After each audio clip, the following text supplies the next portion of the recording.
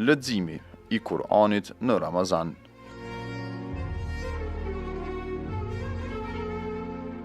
Muaji i shenjtë të Ramazanit është një ndër muajt që njihet edhe si muaji i Kur'anit. Fakti që Zoti Fuqiplot e ka zbritur Kur'anin në muajin e shenjtë të Ramazanit. Zoti ndër tjera në surën Al-Baqara ka thënë: Bismillahirrahmanirrahim. Shahru Ramadan alladhi unzila fihi al-Qur'an hudan lin-nasi wa bayyinatin min al-huda wal-furqan.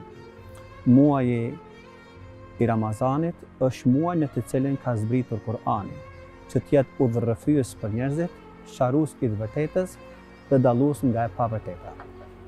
Zoti Fuqiplot këtë Kur'an e zbriti në këtë muaj dhe për hatër të saj të Kur'anit ja ngriti edhe vlerën muajit të shenjtë Ramazanit. Andaj edhe pejgamberi ynë Muhamedi alayhi salatu wassalam i këshillonte shokët e tij që të kenë kujdes të shtuar në leximin dhe meditimin rreth Kur'anit për gjatë muajit të shenjtë të Ramazanit.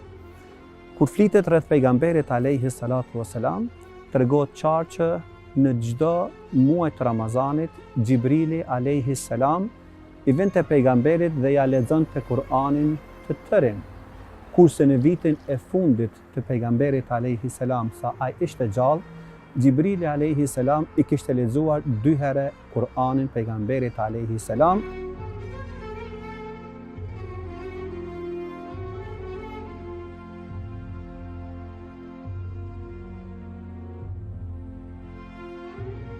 Ekziston një lidhje e ngushtë ndërmjet Ramazanit dhe Kur'anit. Për faktin që Ramazani ka zbrit në Kur'an dhe është shkaktari kyç i ngritjes së vlerës së Ramazanit. Ndër tjera, pejgamberi Muhamedi alayhi salatu wasalam na ka mësuar duke thënë që Iqra'ul Qur'ana fa innahu ya'ti yawm al-qiyamati shafi'an li ashabihi. Lexojini Kur'anin, se vërtet ai në ditën e gjykimit do të vijë ndërmjetësues për ata lexues që kanë lexuar ata. Në anën tjetër, kemi një thënie të pejgamberit ton Muhammedit alayhi salatu wasalam, i cili ka thënë: agjërimi dhe Kur'ani do të ndërmjetësojnë në ditën e gjykimit tek Allahu Fuqiplot. Do të thotë agjërimi: o Zot, e kam ndaluar dhe kam stopu nga haja dhe nga pija gjatë ditës, andaj më pranon si ndërmjetësues për të. Dhe do thotë Kur'ani: o Zot, e kam ndaluar nga gjumi në natët e gjata, andaj më pranon si ndërmjetësues për të.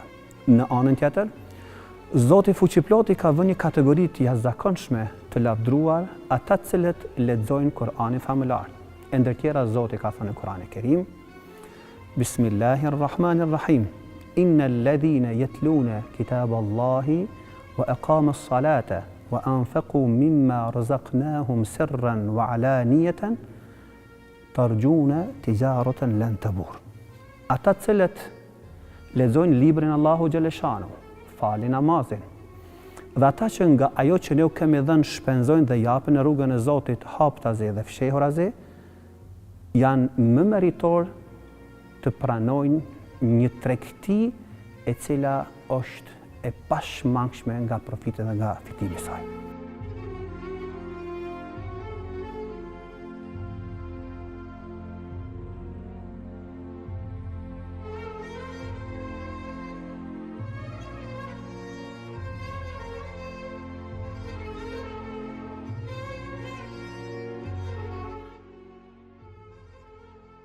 Leximi i Kur'anit ka shpërblim të jashtëzakonshëm.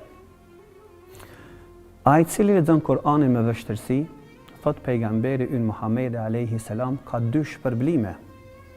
Për shpërblim për leximin e tij dhe një shpërblim për vështirësitë me të ballafaqohet ai. Kur është pyet ai i cili lexon Kur'anin rrjedhshëm, ka akoma më shumë shpërblime.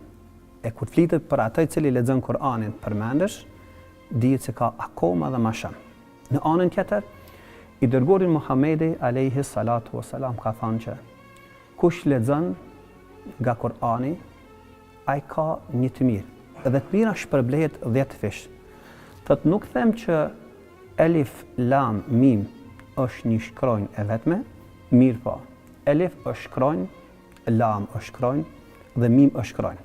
Që do të thotë, nëse lexojmë vetëm frazën e njohur Bismillahirrahmanirrahim, e që përbëhet nga 19 shkronja, i kemi tek Zoti fuqiplot 19 sevape, kur e shumëzojmë me 10 fesh, na den 190 sevape.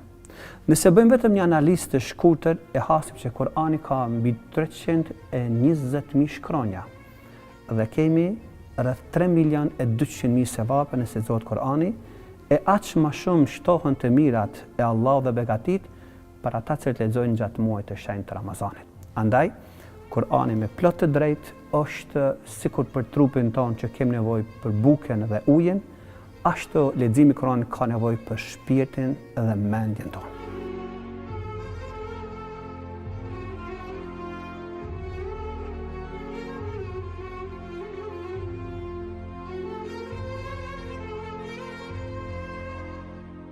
Kur vjen te muaji i shenjtë të Ramazanit, shokët e pejgamberit alayhi salam të gjithë përqendronin në leximin e fjalës së Allahut Kur'anin. Me një fjalë, dëshironin të bënin hatme dhe lexim sa më shumë të Kur'anit.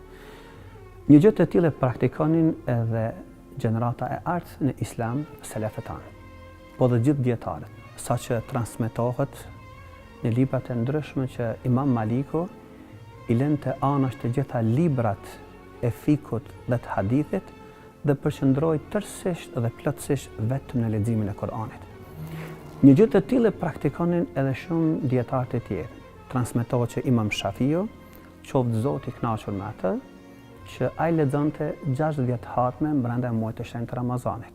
Një hatme bënte natën, hatmen tjetër ditën, dhe kësaj vepronte ai. Kurse pejgamberi sallallahu alaihi wasallam i kishte inkurajuar besimtarët musliman që sa më shumë të lexojnë Kur'anin. Saqë kemi prej të atillëve që kanë pyet pejgamberin alaihi salam se sa është periudha më e shkurtë e leximit të Kur'anit, dhe pejgamberi në çështjen finale ka diskutuar ka limitu që është 3 ditë.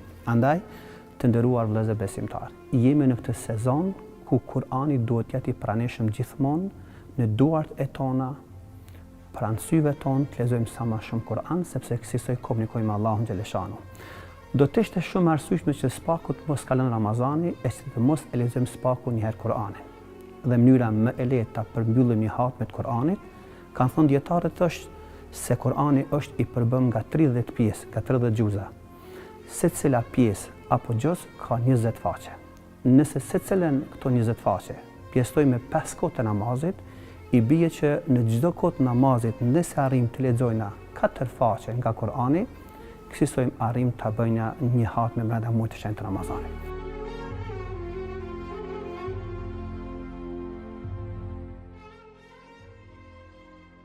Kur'ani, familjar të cilin e lexojnë, ngjall zemrat e vdekura dhe ndërton shpirtrat e rrënuar. Atëherë kur flitet për ato zemrat e pastërta, e shpirtat e ndritur, Kur'ani familjar depërton në secilën qelisë të atij njeriut. Andaj, këtë Kur'an të mundohemi ta lexojmë rrjedhshëm dhe me zë sa më të bukur, për faktin që edhe me laiket afrohen ato vende në të cilat lexohet rrjedhshëm dhe bukur Kur'ani. E mbi të gjitha të lexohet me përkushtim dhe duke respektuar të gjitha rregullat të cilat i kemi mësuar dhe mund të aplikojmë. Tregohet që Imam Ahmedit, një nxënës i tij, po i thotë që unë po lexoj Kur'anin brenda natës. E ai e këshilloi duke i thënë që atëherë sonte lexoje Kur'anin duke pas në konsiderat që unë jam duke të ndëgjuar dhe të përcjellur ty. Të nesërmen kur erdhi nxënësi i tij tha: "O hoxha ynë, unë nuk kam arritur të lexoj më shumë se sa një pjesë, një gjuz nga Kur'ani, nga kujdesi që kisha se si po më ndëgjon dhe ku po gabaj." Tha, atëherë mirë sonte lexoj Kur'anin duke konsideruar që duke lexuar pranë pejgamberit tonë Muhamedit alayhi salam. Të nesërmen ai u kthye dhe tha: "Hoxha ynë, duke pas konsiderat respektin ndaj pejgamberit, unë nuk arrita ta lexoj jo më shumë se vetëm një surë nga Kur'ani familjar." Hoxha ja ktheu tha: "Atëherë sonte lexo prap Kur'an, po gjithmonë ta kesh në ndërdijen tonë se i duke lexuar pranë Allahut, Zotit fuqiplot. E të nesmen kur u kthye nxënësi respektuar tha, o hoxha, unë nuk mund të arrija ta përmbylla një ajet koranor nga përkushtimi, nga turpi që kesha pranë Allahu Gjalleshano. Andaj të respektuar vëllezër dhe motra, le të mundohemi që këtë Kur'an famëlar ta lexojmë bukur, rrjedhshëm, me përkushtim dhe me shumë dashamirësi. Lutim Zotin fuqiplot që Kur'anit na bëj pranver të zemrave tona dhe ndërmjetësues tek Allahu fuqiplot në ditën kur do të kemi nevojë për ndërmjetësimin e tij.